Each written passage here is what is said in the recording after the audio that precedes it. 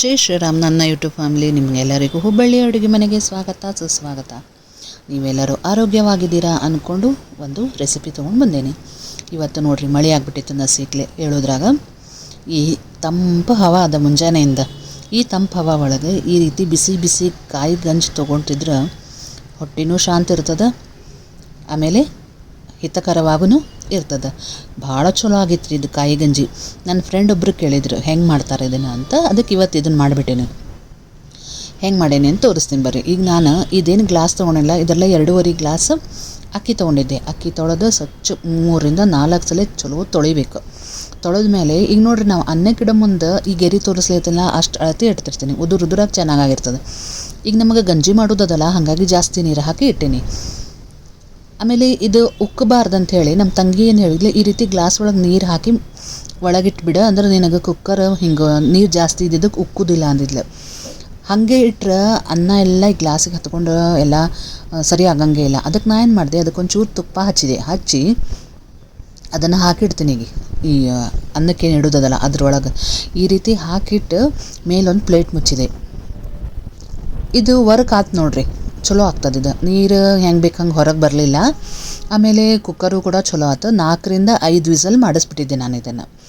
ಅದು ರೆಡಿ ಆಗೋ ತನಕ ಕುಕ್ಕರ್ ವಿಸಲ್ಲಾಗಿ ಎಳೆಯೋದ್ರಾಗ ಒಂದು ಜಾರ್ ತೊಗೊಂಡು ಅದರೊಳಗೆ ಕಾಯಿ, ಅಂದರೆ ತೆಂಗಿನಕಾಯಿ ಇರ್ತಲ್ಲ, ಅದನ್ನು ಹೆರೆದು ಹಾಕ್ಕೊಳಿಗತ್ತೇನೆ.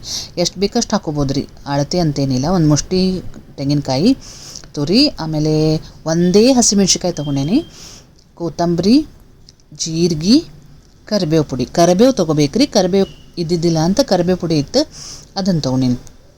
ಹಸಿಮೆಣ್ಸಿಕಾಯಿ ಭಾಳ ಹಾಕಬೇಡ್ರಿ, ಒಂದೇ ಹಾಕಬೇಕು, ಇಲ್ಲ ಅರ್ಧ ಹಾಕ್ರಿ. ಯಾಕಂದರೆ ಈ ಕಾಯಿ ಗಂಜಿ ಏನಿರ್ತದಲ್ಲ ಶಾಂತ ಆಗ್ಬೇಕಂಥೇಳಿ ನಾವು ತೊಗೋತಿರ್ತೀವಿ, ಆದರೆ ನಮಗೊಂದು ಸ್ವಲ್ಪ ಖಾರದ ಫ್ಲೇವರ್ ಬೇಕು. ಅದಕ್ಕಂಥೇಳಿ ಹಸಿಮೆಣ್ಸಿಕಾಯಿ ಹಾಕೋದು. ಅದಕ್ಕೆ ಏನು ಮಾಡಬೇಕು, ಅರ್ಧ ಇಲ್ಲ 1 ಹಾಕಿದ್ರೆ ಸಾಕಾಗ್ತದೆ. ಈಗ ನೋಡಿರಿ, ಪೂರಾ ನೈಸ್ ಮಾಡ್ಕೊಂಡೀನಿ. ಇನ್ನೊಂದು ಸ್ವಲ್ಪ ನೀರು ಬೇಕಾದ್ರೆ ಹಾಕಿ ಇನ್ನೊಂದು ಸಲ ಮಿಕ್ಸಿಗೆ ಹಾಕಿ ತೊಗೊಂಡು ರುಬ್ಬಿ ರೆಡಿ ಮಾಡಿ ಇಟ್ಕೊಂಡದು. ಈಗ ನೋಡ್ರಿ, ಇದು ಅನ್ನ ಆಯ್ತು. ಎಲ್ಲ ಅಕ್ಕಿ ಅದೇನು ಅನ್ನ ಆಗ್ಯದಲ್ಲ ಗ್ಲಾಸ್ ಒಳಗೂ ಸೇರ್ಕೊಂಡಿತ್ತು. ನಮಗೆ ಹೆಂಗಿದ್ರು ಈಗ ಮೆತ್ತಗೆ ಬೇಕ್ರಿ ಅನ್ನ, ಹಾಗಾಗಿ ನಡು ಹೋಗ್ಬಿಡ್ತು. ಆಮೇಲೆ ನೋಡ್ರಿ, ಗ್ಲಾಸಿಗೆ ಒಂದು ಸ್ವಲ್ಪ ಹತ್ತಿಲ್ಲ ಅನ್ನ, ಅದು ಒಟ್ಟೆ ರಾಡಿನೇ ಆಗಿಲ್ಲ. ಭಾಳ ಚಲೋ ಟಿಪ್ ಅದ ರೀ, ನಮ್ಮ ತಂಗಿ ಹೇಳಿದ್ದೆ. ಥ್ಯಾಂಕ್ ಯು ಸೋ ಮಚ್ ಈಗ. ಈಗ ನೋಡ್ರಿ, ನಾನು ಏನು ಮಾಡಿದೆ, ಒಂದು ಸ್ವಲ್ಪ ಮೊಸರನ್ನಕ್ಕೆ ಬೇಕಂತೇಳಿ ಮ್ಯಾಲಿನ ಅನ್ನ ತಗೊಳಿಕತ್ತೀನಿ.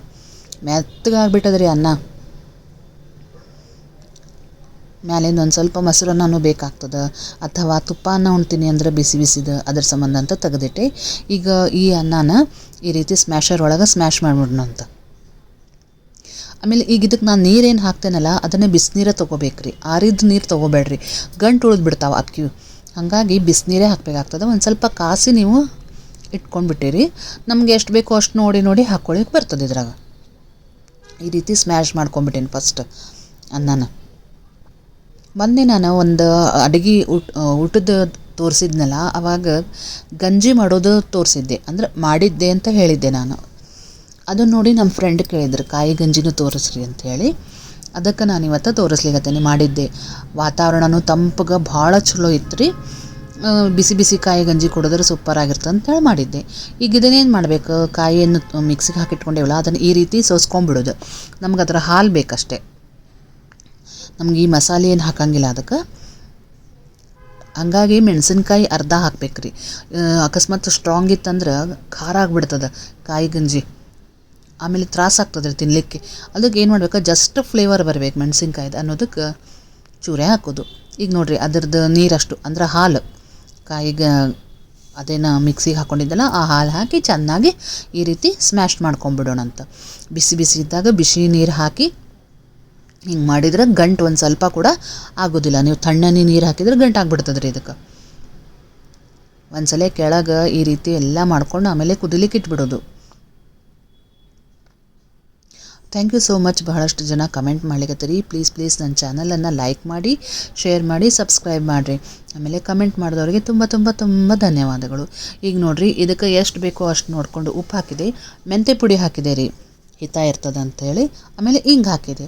ನಾ ಯಾವಾಗಲೂ ಗಂಜಿ ಮಾಡಿದರೆ ಮೆಂತ್ಯ ಪುಡಿ ಹಾಕೇ ಬಿಡ್ತೇನೆ, ಟೇಸ್ಟು ಚಲೋ ಆಗ್ತದೆ. ಆಮೇಲೆ ದೇಹಕ್ಕೂ ಒಳ್ಳೆಯದು ಅಂತೇಳಿ ಹಾಗೆ ಮೆಂತ್ಯ ಅಂತೂ ನಾವು ಯಾರೂ ತಿನ್ನಂಗಿಲ್ಲ.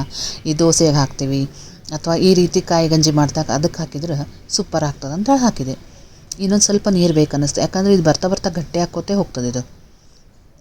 ಈಗ ನಮಗೆ ತಿನ್ಲಿಕ್ಕೆ ಯಾವ ಕನ್ಸಿಸ್ಟೆನ್ಸಿ ಬೇಕಲ್ಲ ಅದನ್ನು ಮಾಡ್ಕೊಳ್ಳಿಕ್ಕೆ ಇನ್ನೊಂದು ಚೂರು ನೀರು ಹಾಕಿ ಇದನ್ನು ಭಾಳ ಕುದಿಸಂಗಿಲ್ಲರಿ. ಇನ್ನು ಎಲ್ಲ ಮಸಾಲೆ ಹಾಕ್ಬಿಟ್ಟದ, ಎಲ್ಲ ಆಗಿಬಿಟ್ಟದ. 1-2 ಕುದಿ ಬರಬೇಕು ಅಷ್ಟೆ, ಭಾಳ ಕುದಿಸ್ಲಿಕ್ಕೆ ಹೋಗ್ಬೇಡ್ರಿ. ಯಾಕಂದರೆ ಬಿಸಿನೀರು ಹಾಕಿದ್ದಕ್ಕೆ ಏನು ಹಂಗೆ ಭಾಳ ಹೊತ್ತು ಕುದಿಬೇಕು ಮಾಡಬೇಕಂತಿಲ್ಲ. 1-2 ಕುದಿ ಬರ್ಲಿಕ್ಕೆ ಶುರು ಆತಂದ್ರೆ ಗ್ಯಾಸ್ ಆಫ್ ಮಾಡಿ ಮುಚ್ಚಿಟ್ಬಿಡ್ರಿ. ಬಿಸಿ ಬಿಸಿ ತಿಂದರೆ ಸೂಪರಾಗಿರ್ತದೆ. ಇದಕ್ಕೆ ತುಪ್ಪ ಹಾಕ್ಕೊಂಡಾರ ತಿನ್ಬೋದು, ಆರಿತ್ತಂದ್ರೆ ನೀವು ಮಜ್ಜಿಗೆ ಹಾಕ್ಕೊಂಡು ತಿನ್ಬೋದು. ನೋಡಿರಿ ಸೂಪರಾಗಿ ರೆಡಿ ಆಯಿತು ಕಾಯಿ ಗಂಜಿ.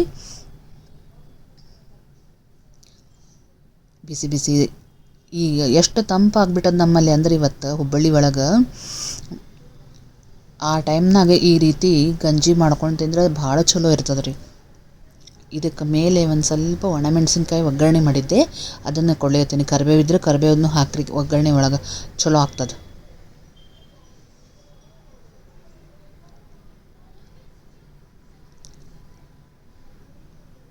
ಇದಕ್ಕೆ ಮೇಲೆ ಒಂಚೂರು ತುಪ್ಪ ಹಾಕ್ಕೊಂಡು ತಿಂದ್ರೆ ಸೂಪರ್ ಇರ್ತದೆ ರೀ. ಇದಕ್ಕೆ ಕಾಂಬಿನೇಷನ್ ಅಂದ್ರೆ ಉಪ್ಪಿನಕಾಯಿ ನೋಡಿರಿ, ನೀವು ಮಾವಿನಕಾಯಿ ದರ ತೊಗೋಬೋದು. ನಾನು ಮಿಡ್ಗಾಯಿ ತೊಗೊಂಡೇನಿ ಉಪ್ಪಿನಕಾಯಿ, ಅದ್ರ ಜೊತೆ ಕಾಂಬಿನೇಷನ್ ಸೂಪರ್ ಇತ್ತು. ಇಲ್ಲ ಮೊನ್ನೆ ನಾನು ಚಳಕಾಯಿ ಅಂತ ತೋರಿಸಿದ್ನಲ್ರಿ, ಅದನ್ನು ಕೂಡ ಭಾರಿ ಸೂಪರ್ ಕಾಂಬಿನೇಷನ್ ಆಗಿತ್ತು ರೀ ಈ ಕಾಯಿ ಗಂಜಿ ಜೊತೆ.